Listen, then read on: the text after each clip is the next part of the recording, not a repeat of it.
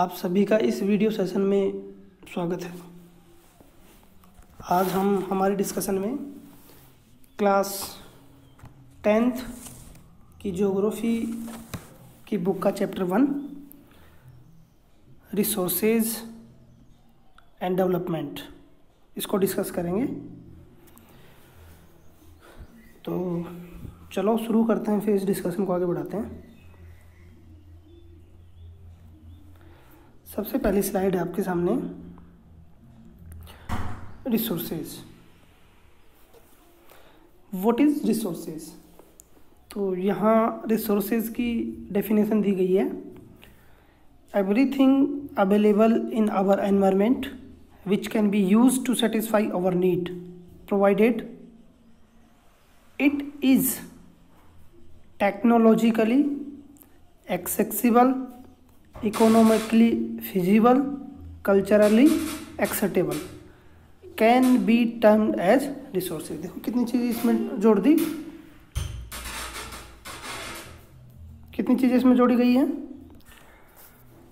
Everything which is available, but available तो होगी environment में, लेकिन उसमें कुछ कंडीशन जोड़ दी। वो सारी चीज़ें जो एनवायरनमेंट में अवेलेबल होंगी वो हमारी नीड्स को सेटिस्फाई करेंगी। तो सबसे पहला कीवर्ड हो गया इसमें सेटिस्फाई ओवर नीड। नीड कौन कौन सी होंगी? देखो, टेक्नोलॉजिकली क्या हूँ, एक्सेसिबल हो, हम ऐसी टेक्निक, ऐसा रिसोर्सेज होना चाहिए, ऐसी कोई चीज़ होनी चाहिए जिसको हम हमारी टेक्नोलॉजी को यूज कर उसका उपयोग कर सकते हैं। किसमें? हमारी नीड्स को सेटिस्फाई करने में। इकोनॉमिकली फिजिबल, यानी टेक्नोलॉजिकली भी हो, एनवायरनमेंट के द्वारा दी गई भी हो, लेकिन ऐसा नहीं हो कि वो बहुत महंगी हो। इकोनॉमिकली भी हमारी रीच में होनी चाहिए, और हमारे कल्चर में भी उसको क्या एक्सेप्ट किया जाना चाहिए। तो वो सारी चीज़ें बोली जाएंगी रिसोर्सेज। अब देखो, रिसोर्सेज के कुछ आपको एग्जाम्पल दे रखे हैं नीचे, ये सब आपको दिख रहे होंगे, मोबाइल, पर्स, गूगल्स, ये आपका लैपटॉप, आपका देखो हेडफोन, और ये देखो विंड एनर्जी के लिए जो पंखे लगाए जाते हैं वो है, और ये भी उसी का यंत्र है। तो ये सारे रिसोर्सेज में काउंट होते हैं। तो ये हुआ आपका रिसोर्सेज का पहला स्लाइड। चलते हैं आगे। इस दूसरी स्लाइड में आप देख रहे होंगे ह्यूमन बीइंग्स जो है वो इंटरेक्ट करता है किसके साथ? टेक्नोलॉजी के साथ, और वो सारी चीज़ें जो फिजिकल एनवायरनमेंट यानी नेचर के द्वारा हमें प्रोवाइड की गई हैं। तो इसमें आप सबसे ऊपर देखेंगे inter dependent relationship between nature, technology and institution. देखो, ये आपका ह्यूमन बीइंग्स हो गया। ह्यूमन बीइंग्स क्या करेगा, ये प्रकृति द्वारा प्रदत्त कोई चीज़ उसको अपनी टेक्नोलॉजी का इस्तेमाल करेगा, और फिर इंस्टीट्यूशन को क्या करेगा, बनाएगा। उससे फाइनली जो चीज़ प्रोडक्ट जो तैयार होगा वो क्या होगा, रिसोर्सेज। उससे क्या करेगा आदमी, अपनी जो इकोनॉमिक डेवलपमेंट है उसको क्या करेगा, एस्केलेरेट करेगा, उसको बढ़ाएगा। क्या क्या चीज़ें यूज करेगा उसमें? टेक्नोलॉजी यूज करेगा, और प्रकृति द्वारा प्रदत्त, नेचर द्वारा प्रदत्त कोई चीज़ है उसकी सहायता से उसको क्या बनाएगा, वो इंस्टीट्यूशंस। देन फाइनली क्या होगा, रिसोर्सेज। और रिसोर्सेज से क्या करेगा वो, एस्केलेरेट दियर इकोनॉमिक डेवलपमेंट। तो ये हमें इस स्लाइड में। अब इसमें क्या है कि एक चीज़ आई है, प्रकृति द्वारा प्रदत्त कोई भी चीज़। तो क्या प्रकृति ने जो चीज़ हमें अवेल करवाई है तो क्या वो हमारे लिए फ्री है? या फ्री तो प्रकृति जो भी चीज़ देती है वो हमें फ्री देती है, लेकिन जो रिसोर्सेज हमारे पास अवेलेबल है तो क्या वो एटर्नल है? क्या वो हमेशा ऐसे ही रहेगा? तो कुछ लोगों का मानना है कि हाँ ऐसा रहेगा, लेकिन ऐसा है नहीं। ये जो रिसोर्सेज हैं, प्रकृति ने जो रिसोर्सेज हमें दिए हैं वो बहुत ही क्या है, लिमिटेड। इसलिए हमें इनका क्या यूज करना चाहिए, जुडिशियस, बहुत ही समझदारी से इनका रिसोर्सेज इनका प्रयोग करना चाहिए। अगली स्लाइड में आपका एक जनरल क्लासिफिकेशन दे रखा है क्लासिफिकेशन एक और हम तरीके से पढ़ेंगे, लेकिन एक जनरल जो क्लासिफिकेशन करते हैं वो आपके सामने है स्लाइड में। देखो, क्लासिफिकेशन ऑफ रिसोर्सेज, रिसोर्सेज हो गए नेचुरल और ह्यूमन। रिसोर्सेज कितने हो गए? 2। अब सबसे पहले हम नेचुरल रिसोर्सेज को सीखेंगे। नेचुरल रिसोर्सेज में होता है रिन्यूएबल और नॉन रिन्यूएबल। मतलब रिन्यूएबल का मतलब वो चीज़ हो गई कि हम उसको यूज करें फिर दोबारा उसको रीयूज के लायक कर सकें, यानी एक बार जिस चीज़ को हमने यूज़ कर लिया दोबारा उसमें किसी टेक्नोलॉजी, किसी इनोवेशन का यूज़ कर कर हम फिर से उसको यूज़ के लायक बनाएं, तो वो होगा रिन्यूएबल। नॉन रिन्यूएबल में एक बार कोई चीज़ हमें मिली, हमने उसको यूज़ किया और फिर दोबारा वो यूज़ के लायक नहीं रही। पहले तो हम रिन्यूएबल एनर्जी या रिन्यूएबल रिसोर्सेज के एग्जांपल देखते हैं। इसको 2 फर्दर टाइप में बांटा गया है। एक है कंटिन्यूअस और फ्लो, दूसरा है बायोलॉजिकल। कंटिन्यूअसली जो चीज़ फ्लो होती है, देखो क्या क्या चीज़ होती है। विंड को हम रिन्यूएबल रिसोर्स बोल सकते हैं क्योंकि ये कभी ख़त्म नहीं हो सकता, कभी भी हम इसको रिन्यू कर सकते हैं, कभी भी हम किसी भी तरह से इसको यूज़ कर सकते हैं। वाटर असीम है हमारी पृथ्वी पर, तो वाटर को भी हम किस में रख सकते हैं? Renewable energy. अब रिन्यूएबल एनर्जी के ये पार्ट हो गए कौन से? फ्लो और कंटिन्यूअस जो फ्लो करते हैं वो। इसके अलावा एक और जोड़ सकते हैं हम इसमें, इंसोलेशन।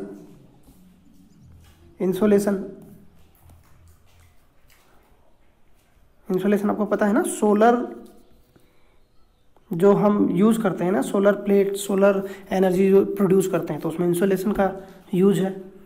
दूसरा इसी में रिन्यूएबल एनर्जी में है बायोलॉजिकल, यानी जो कि बायोस्फीयर से हमें मिलते हैं, जो कि हमें किसी ऐसे ऑर्गन से मिलते हैं जिसमें किसी जैविक प्रक्रम का उसमें योगदान है। जैसे नेचुरल वेजिटेशन, जो फॉरेस्ट हमारे हैं, जो घास हमारी हैं, वो रिन्यूएबल होती हैं। हम एक बार उनको काट कर हमारे जो एनिमल्स होते हैं उनको खिलाते हैं, फिर दोबारा बढ़ जाती हैं, तो हो गई रिन्यूएबल।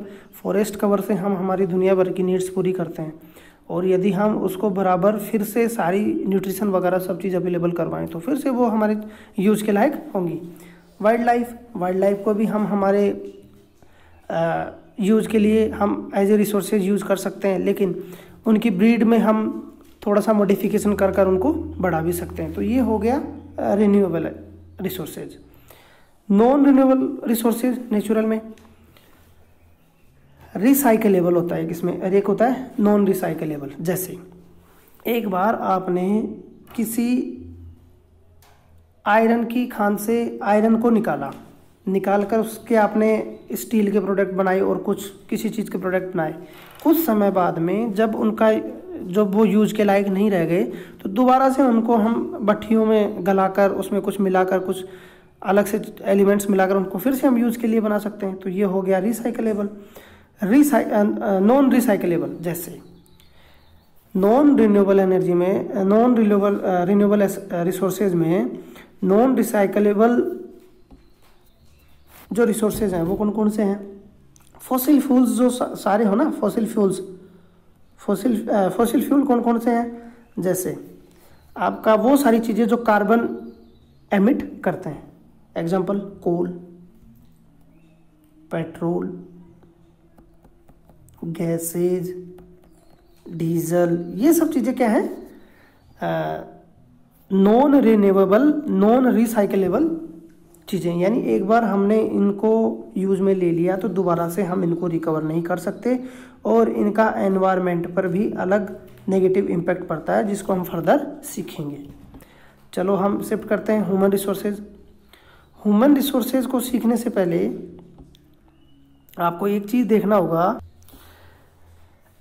इसको 2 भागों में बांट रखा है। क्या चीज़ देखी आपने? ह्यूमन रिसोर्सेज को 2 भागों में बांट रखा। क्या?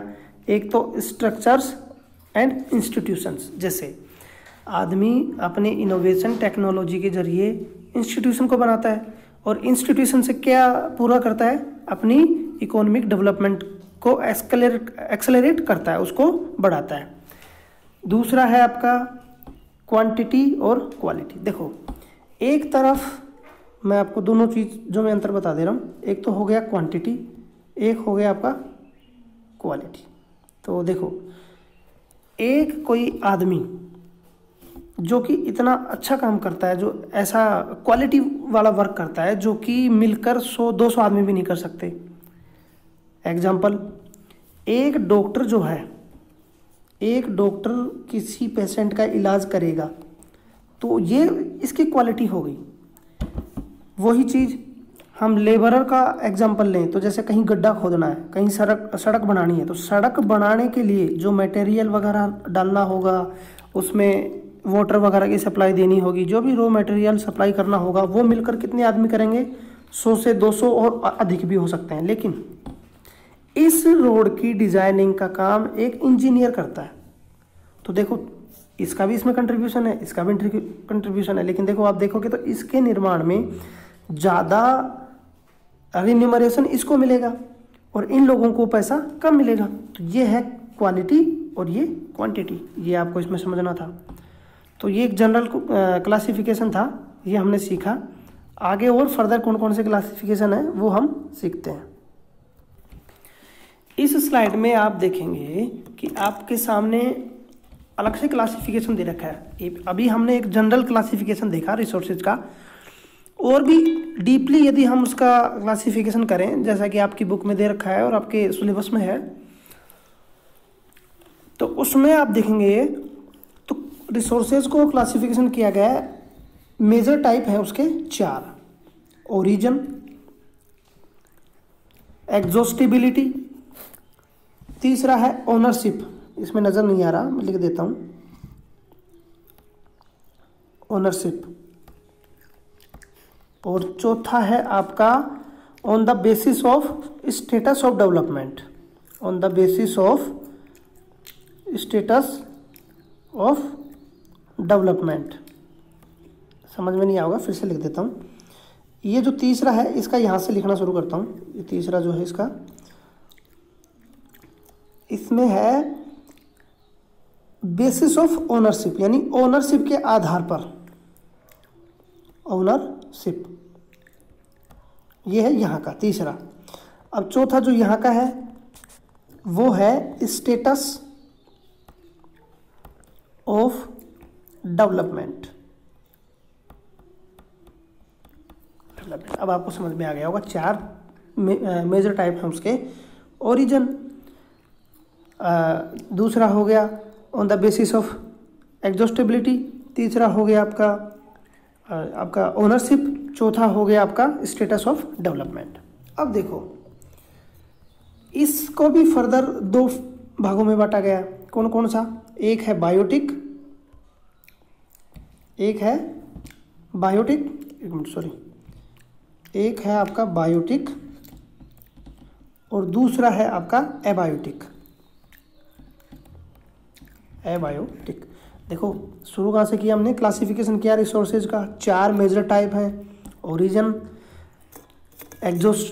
एग्जॉस्टिबिलिटी, तीसरा आपका ownership, status of development. Further हमने इसका सब क्लासिफिकेशन किया।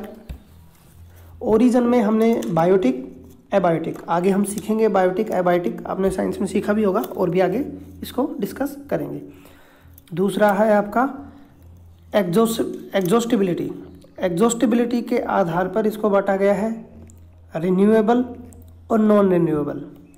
आप इसको उससे कंफ्यूज मत करना, वो एक जनरल क्लासिफिकेशन था, ये आपका टेक्निकल क्लासिफिकेशन है, स्पेशलिस्ट का क्लासिफिकेशन है जिसको हम पढ़ रहे हैं।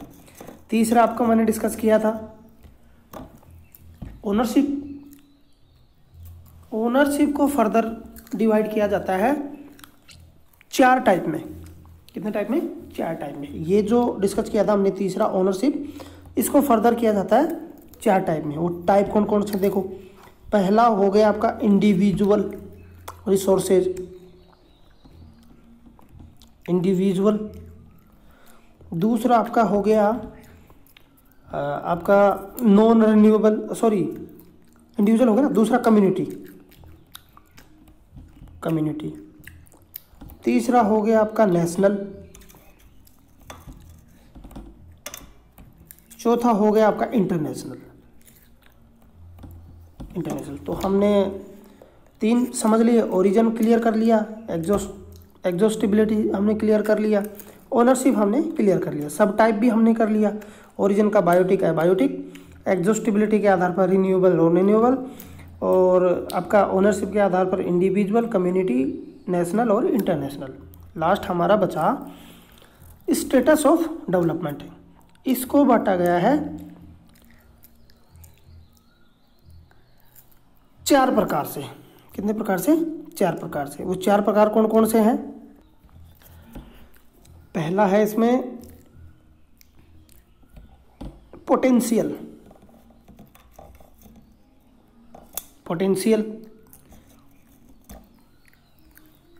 ये पूरी स्पेलिंग हो गई। दूसरा है आपका डेवलप्ड, ये आगे इनको अच्छे से डिस्कस करेंगे, डेवलप्ड।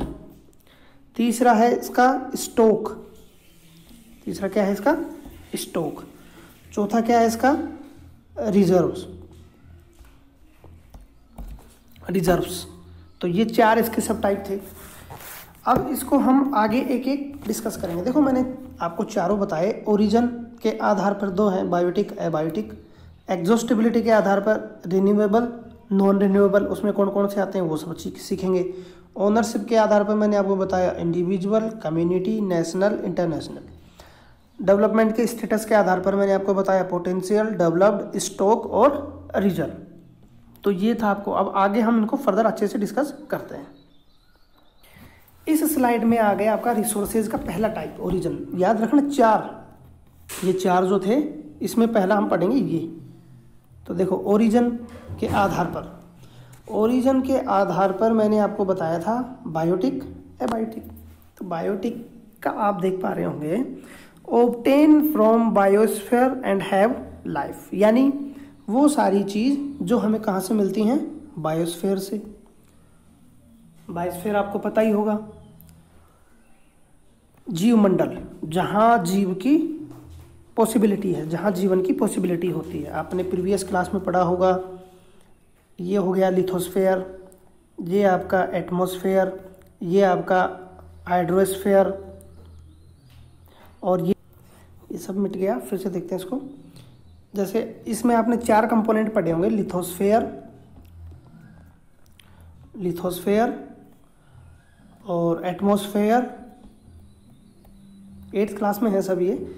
एटमॉस्फेयर के अलावा तीसरा था आपका हाइड्रोस्फेयर, और लास्ट था आपका बायोस्फेयर।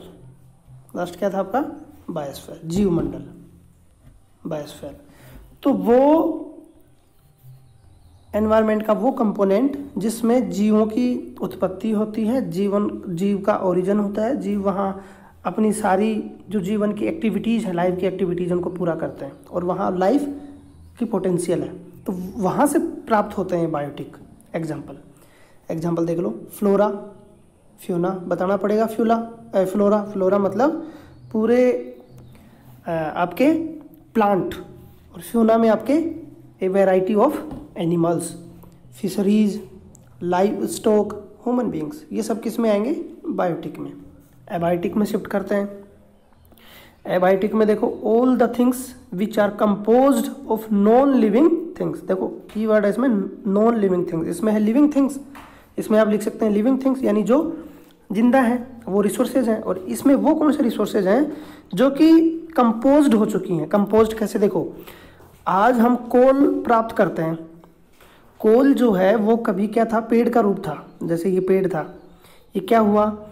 प्लेट टेक्टोनिक की वजह से, यानी प्लेट विवर्तनी की, जिसमें एक प्लेट दूसरे प्लेट के ऊपर आती। आगे उस चैप्टर में हम सीखेंगे कि जैसे पृथ्वी पर मेजर 6 प्लेट हैं, तो हम 2 प्लेट का एग्जांपल लेते हैं। 2 प्लेट हैं जैसे, तो ये प्लेट इधर जाएगी, ये प्लेट इधर जाएगी, तो या तो ये इसके ऊपर जाएगी या इसके ऊपर जाएगी। तो यहाँ जो फ्लोरा और फ्यूना होगा, यहाँ और यहाँ जो फ्लोरा और फ्यूना होगा, वो क्या करेगा? इसके नीचे सबमर्ज करेगा, दबेगा।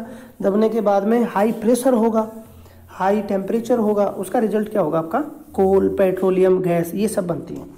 और रॉक्स बनती है, मेटल्स बनते हैं। जैसे लावा निकलता है किसी वोल्केनिक इरप्शन से, तो वो जैसे जैसे उसमें डिपॉजिट उसका होता जाएगा। तो आपने सब चीज़ें सीखी होंगी, इग्नेशियस, सेडिमेंट्री रॉक्स, तो उस तरह रॉक्स का निर्माण होता है। तो ये था बायोटिक एबायोटिक, पहला हमने पूरा कर दिया, कौन सा, ओरिजिन। अब दूसरे पे शिफ्ट करेंगे। दूसरा कौन सा आपका, एग्जॉस्टिबिलिटी। इस स्लाइड में आप देख रहे होंगे दूसरा आपका टाइप आ गया। पहला हमने ओरिजिन पूरा कर दिया, अब दूसरा क्या पढ़ रहे हैं हम, दूसरा पढ़ रहे हैं हम एग्जॉस्टिबिलिटी। देखो ये रहा, एग्जॉस्टिबिलिटी के आधार पर हमने दो भागों में बांटा था, रिन्यूएबल, नॉन रिन्यूएबल। रिन्यूएबल का मैंने आपको बताया था कि वो सारे रिसोर्सेज जिनको हम रिन्यू कर सकते हैं, रिसाइकल कर सकते हैं, और नॉन रिन्यूएबल में मतलब वो रिसोर्सेज जिनको हम रिन्यू और रिसाइकल नहीं कर सकते। इतनी सी बात है। इसमें एग्जांपल देख लो, सोलर एनर्जी हम जनरेट करते हैं सोलर रिसोर्सेज से, तो हम उसको कितना भी क्या कर सकते हैं, रिन्यू कर सकते हैं। लेकिन इसमें एक कंडीशन लागू होती है कि इसका पोटेंशियल होना चाहिए। जैसे ये अर्थ है, अर्थ का ये जो ट्रॉपिकल जोन है, जहाँ वर्ष भर सूर्य का इंसोलेशन ज़्यादा रहता है, या ये बोलें कि वर्ष भर सूर्य वर्टिकल रहता है, जितनी सोलर एनर्जी यहाँ बनाई जा सकती है उतनी पोल्स पे नहीं बनाई जा सकती। तो ये आपको पता होना चाहिए। वाटर एनर्जी, वाटर एनर्जी कैसे, देखो सी में या ओशन में जो वाटर है, वाटर की जो वेव्स हैं, वेव्स, तरंग्स, उनमें एनर्जी होती है, और उन एनर्जी को हम एज ए रिसोर्सेज यूज कर सकते हैं। क्यों, क्योंकि जैसे उनकी एनर्जी को कोई ऐसा, ये टेक्नोलॉजिकली चीज़ है, टेक्नोलॉजी जब इसमें हम लागू करेंगे तभी हम ऐसा कर पाएंगे, क्योंकि ये टेक्नोलॉजिकली बहुत महंगा है, इसलिए अभी तक ऐसा हो नहीं सकता, लेकिन पोटेंशियल है कि हम ऐसा कर सकते हैं। और वाटर की आप देखेंगे तो tide, high tide, low tide आपने सुना होगा। टाइड के समय में पानी ऊपर जाता है और ऊपर जाते वक्त एक स्पीड से नीचे गिरेगा, तो उसको यदि टरबाइन पे गिराएंगे तो किसका जनरेशन हो सकता है, इलेक्ट्रिसिटी का। तो ये हो गया हमारा रिसोर्सेज। फॉरेस्ट से हम कई तरह के यूज़ कर सकते हैं। इनको आगे हमने दो भागों में डिवाइड किया था, कंटिन्यूअस, और दूसरा किया था हमने आपका बायोलॉजिकल। बायोलॉजिकल में हमने फॉरेस्ट और एनिमल रखे थे, ठीक हो गया। तो ये हो गया आपका रिन्यूएबल रिसोर्सेज। अब है आपका नॉन रिन्यूएबल। नॉन रिन्यूएबल में मैंने आपको बता दिया कि हम इसको रिन्यू नहीं कर सकते, हम इसको रिसाइकल नहीं कर सकते। एग्जांपल, मिनरल्स एक बार हमने कंज्यूम कर लिया, उसका कंजम्पशन हो गया। फॉसिल फ्यूल्स एक बार आपने धुआं उड़ा दिया, पेट्रोल, डीजल, कोल, ये सब तो वो दोबारा से फिर रिसाइकल और रिस्टोर नहीं हो सकता। तो ये हमें सीखना था इसमें, किसमें, resources on the basis of exhaustibility. दो हमारे टाइप पूरे हो गए। आगे चलते हैं अगले में। ये आपका फर्दर है रिसोर्सेज ओनरशिप, यानी resources on the basis of ownership. सबसे पहला है इंडिविजुअल। तो जाहिर सी बात है कि हर कंट्री में या हर स्टेट में, यहाँ मैं स्टेट का यूज एक कंट्री के लिए करूँगा, तो हर स्टेट में हर आदमी के पास एक प्राइवेट क्या होती है, प्रॉपर्टी होती है। एग्जांपल ले सकते हैं आप, गाँव में किसानों के पास क्या होगी, लैंड होगी।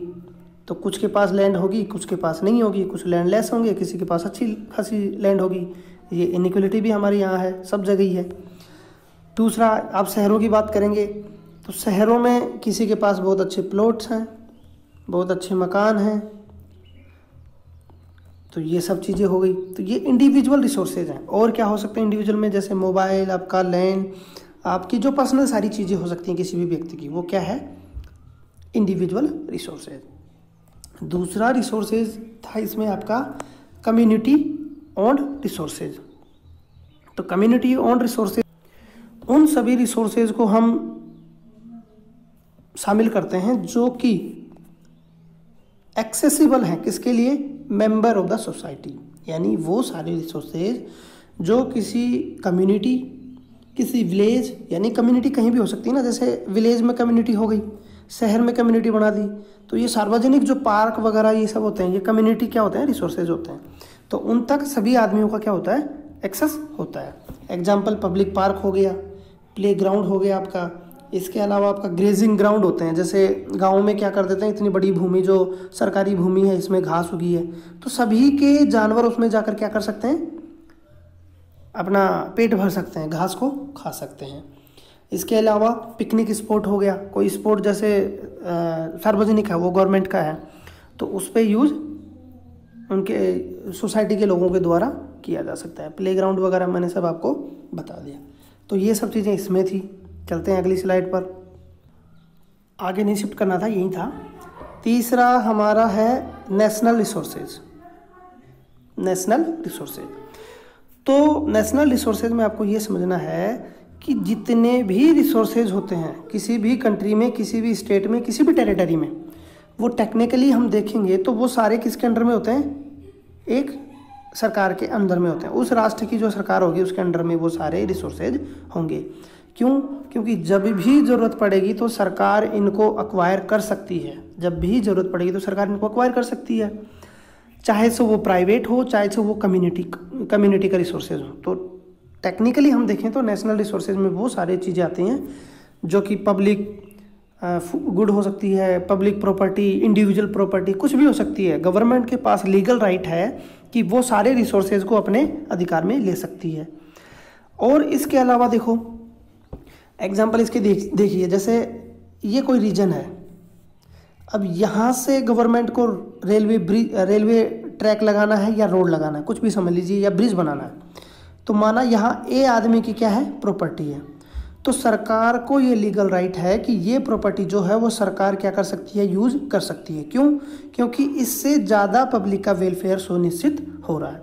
तो ये इस तरह हमें सीखना था नेशनल रिसोर्सेज। इसके अलावा किसी भी कंट्री का, जैसे इंडिया का, ये चलो मैप पर सीखते हैं ना, एक मिनट मैप पे लेके चलते हैं आपको।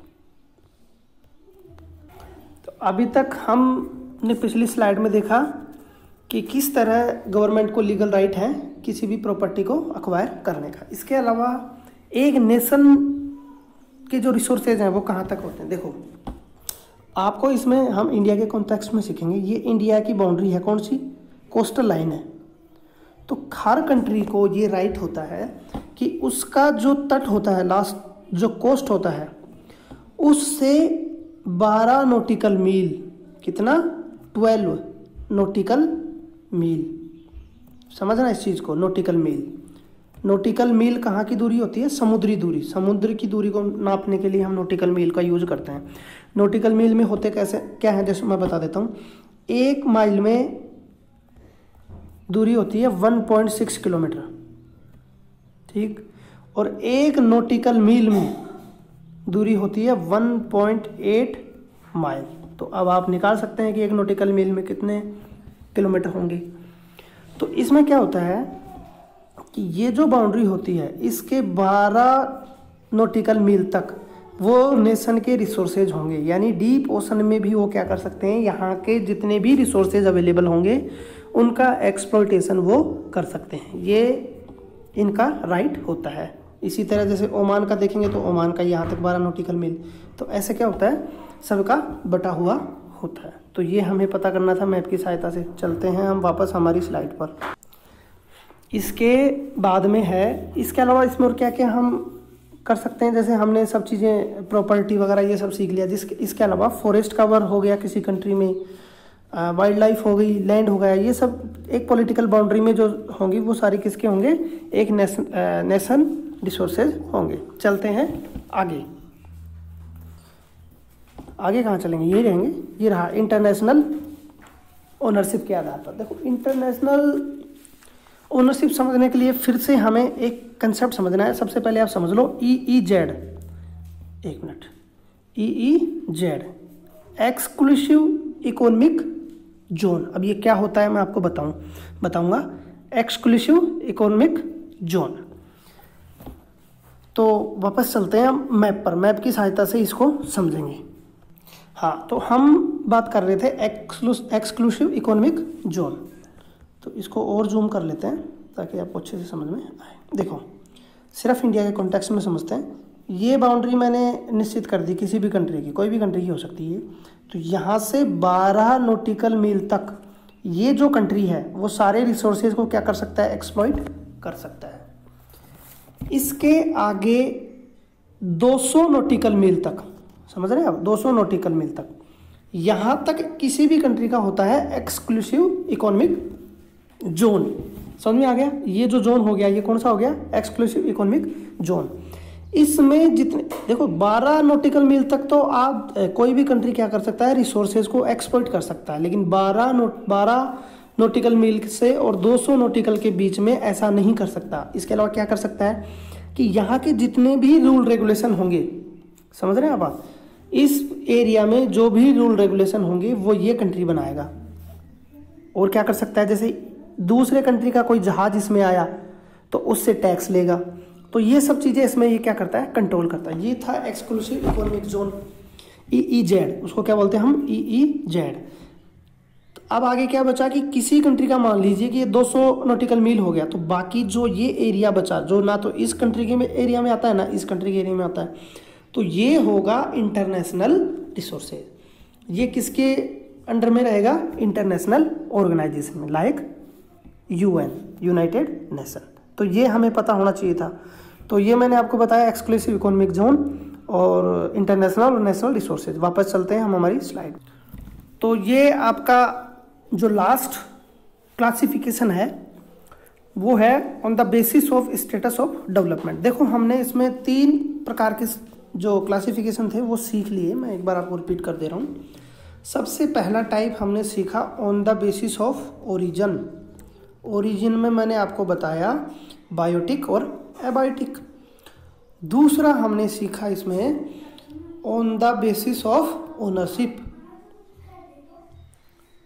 सॉरी दूसरा हमने सीखा था ऑन द बेसिस ऑफ एग्जॉस्टेबिलिटी।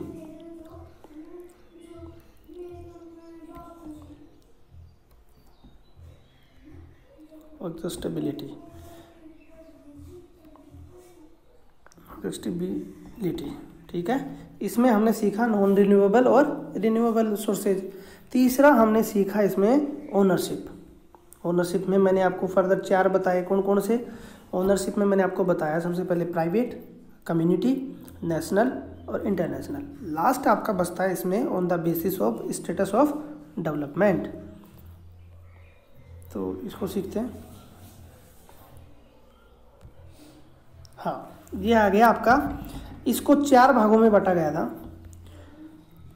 इसके 4 भाग कौन कौन से हैं, पोटेंशियल, डेवलप्ड, स्टॉक और रिजर्व, मैंने आपको बताए थे। तो हम इसको एक एक को सीखते हैं। सबसे पहले है potential. Potential are the resources found in region which have not been utilised. Example wind and solar energy develop potential in the state of Gujarat and Rajasthan. देखो पोटेंशियल रिसोर्सेज वो सारे रिसोर्सेज हैं जिनको ये तो किसी भी रीजन या किसी भी कंट्री को पता है कि ये पर्टिकुलर कंट्री में या पर्टिकुलर रीजन में अवेलेबल है, लेकिन उनको अभी तक यूटिलाइज नहीं किया गया। एग्जाम्पल दे रखा है आपका, विंड और सोलर एनर्जी के बहुत ज़्यादा पोटेंशियल है। कहाँ, स्टेट ऑफ गुजरात और राजस्थान। तो आप गुजरात और राजस्थान को अपने इंडिया के मैप पर लोकेट करेंगे, तो आप यदि देखेंगे उसकी लोकेशन, तो जो गुजरात है और राजस्थान है उससे ट्रॉपिक ऑफ कैंसर गुजरती है बिल्कुल बीचों बीच से। तो वहाँ वर्टिकल रहता है हमेशा, क्या, सूर्य। एक फैक्टर ये हो गया। दूसरा फैक्टर ये है कि थार डेजर्ट जो है उसका एक्सपेंशन गुजरात और राजस्थान 2 ही स्टेट में है हमारे इंडिया में। तो इसकी वजह से वहाँ ज़्यादा क्या है, गर्मी। तो गर्मी से एक तो टेम्परेचर ज़्यादा नीचे से गर्मी निकलेगी, इसका एक अलग कंसेप्ट है, वो आपको बाद में सिखाएंगे। फिलहाल आप इतना ही सीखो कि इंसोलेशन की मात्रा यहाँ खूब रहती है और उससे जो सोलर प्लेट्स हैं उनको बराबर चार्ज होने की पोटेंशियल है और इस वजह से वहाँ ज़्यादा एनर्जी प्रोड्यूस की जा सकती है। कौन सी, सोलर। सेम विंड, क्योंकि विंड जो है वो गुजरात के तट पर तेज़ हवा आती है। यदि उस तट पर हम बड़ी प्रोजेक्ट लगा देंगे, फैन लगा देंगे, तो उससे क्या होगा, हम एनर्जी को बना सकते हैं। तो ये पोटेंशियल रिसोर्सेज हो गया कि पोटेंशियल है वहाँ, लेकिन अभी तक उनको यूटिलाइज नहीं किया गया। दूसरा देखो डेवलप्ड रिसोर्सेज। डेवलप्ड रिसोर्सेज कौन से रिसोर्सेज हैं? जिनको सर्वेड किया जा चुका है, डिटरमाइंड किया जा चुका है और यूटिलाइजेशन के लिए क्वालिटेटिव और क्वांटिटेटिव दोनों रूप से। अब क्या है कि the development of resources depend on technology और देयर फिजिबिलिटी। देखो डेवलप्ड रिसोर्सेज जो हैं उनका किसी भी पर्टिकुलर रीजन या देश के द्वारा क्या किया जा चुका है, सर्वे किया जा चुका है और उनको निश्चित किया जा चुका है कि इस पर्टिकुलर रीजन में ये रिसोर्सेज अवेलेबल हैं और इनकी ये क्वालिटी है और इतनी मात्रा में ये अवेलेबल हैं और इनके ये यूज हो सकते हैं। यूज आएगा आपका क्वालिटी में और उसकी मात्रा आएगी आपकी क्वांटिटी में। अब उसका जो एक्सप्लॉयटेशन है या उसका जो निकालना है वो किस पे डिपेंड करता है? टेक्नोलॉजी पर। टेक्नोलॉजी का लेवल वहाँ कैसा है इस पर ये डिपेंड करता है। फर्दर आगे चलते हैं। तीसरा इसमें मैंने आपको बताया स्टॉक। तो जैसा कि स्टॉक लिखा है इसमें, स्टॉक में वो सारी चीज़ें आती हैं कि आदमी को ये पता है कि पर्टिकुलर रीजन में कोई मटेरियल या कोई एनवायरनमेंट का कोई ऐसा एलिमेंट अवेलेबल है कि उसमें पोटेंशियल है क्या सेटिस्फाई करने की ह्यूमन नीड्स को, लेकिन आदमी के पास इतनी टेक्नोलॉजी नहीं है, अप्रोप्रिएट टेक्नोलॉजी नहीं है कि वो उसको यूज कर सके। एग्जाम्पल इसमें दिया जाता है जल का। वाटर जो है हमारे अर्थ पर 71% ऑलमोस्ट 71% पर क्या है? वाटर अवेलेबल है। तो वाटर को यदि आप फॉर्मूला देखेंगे तो क्या होता है उसमें? H2O। तो ये बोला जाता है कि इसमें दो तत्व होते हैं, हाइड्रोजन और ऑक्सीजन, जो कि सोर्स किस एनर्जी के किसके हैं? रिच है। एनर्जी इनमें बहुत होती है लेकिन इतनी टेक्नोलॉजी नहीं है ह्यूमन बींग्स के पास कि कैसे इनका यूज किया जा सकता है, क्योंकि हाइड्रोजन भी एनर्जी से भरपूर है और ऑक्सीजन भी, तो उनका यूज हम कर सकते हैं लेकिन टेक्नोलॉजी नहीं है इसलिए नहीं कर सकते। तो ये था आपका स्टॉक वाला कंसेप्ट। तीसरा है आपका रिजर्व्स। रिजर्व्स में हम किसको सम्मिलित करेंगे? रिजर्व स्टॉक या रिजर्व जो रिसोर्सेज हैं वो सारे स्टॉक होंगे एक तरह के, जो कि अवेलेबल हैं स्टॉक की तरह, लेकिन इंसान उनको जानता है कि कैसे यूज करना है, लेकिन अभी तक उसने उनका यूज करना शुरू नहीं किया है। Example river. वाटर का जो रिवर का जो वाटर है उसको हम किस में यूज कर सकते हैं? हाइड्रो इलेक्ट्रिकल पावर का यूज कर सकते हैं। प्रेजेंटली हमने कहीं भी यूज नहीं किया, एक जगह किया, कहाँ? टिहरी में, टिहरी डैम में बनाकर क्या प्रोजेक्ट शुरू किया गया है? हाइड्रो इलेक्ट्रिकल पावर वहाँ जनरेट की जा रही है। तो ये सारे थे आपके रिसोर्सेज और उनके सब टाइप। आज के इस वीडियो में इतना ही, इस पार्ट में इतना ही। इससे आगे हम देखेंगे डेवलपमेंट ऑफ रिसोर्सेज कि क्या क्या डेवलपमेंट रिसोर्सेज हैं, सस्टेनेबल डेवलपमेंट का क्या कंसेप्ट है, फिर रिसोर्सेज कितने टाइप के होते हैं, रिसोर्सेज कौन कौन से हैं ये मेरे को बताना था, मैं बताया नहीं, तो अभी अगले उसमें बताएंगे। और फिर हम इसमें आपके पर्टिकुलर सिर्फ लैंड जो रिसोर्सेज है, सॉइल रिसोर्सेज, उसी को हम डिस्कस करेंगे। फिर अगले चैप्टर जो भी होंगे उनमें फिर हम आपका water resources, agricultural resources, wild life resources, ये अलग अलग जो रिसोर्सेज हैं उनको डिस्कस करेंगे। तो इस चैप्टर में इतना ही है। तब तक के लिए धन्यवाद।